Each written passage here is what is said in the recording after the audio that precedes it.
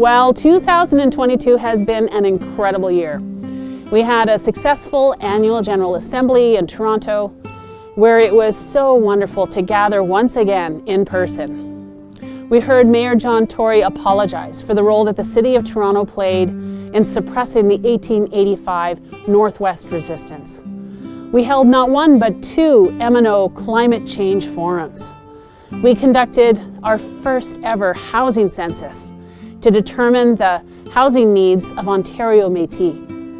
And we have been full speed ahead with many meetings at the federal, provincial, regional, and local levels, with much, much more to come. Looking forward to 2023, it's a significant year for the Métis Nation of Ontario as we celebrate the anniversaries of two very significant historic milestones.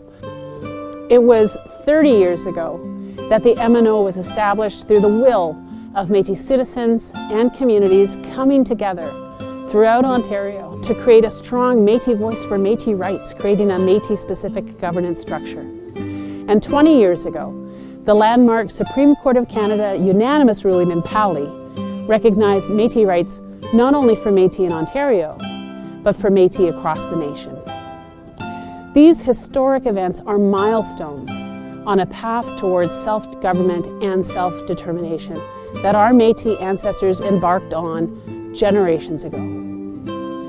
Be sure to follow the MNO's website and our social media for announcements and ways to be involved in the celebration of these incredible anniversaries.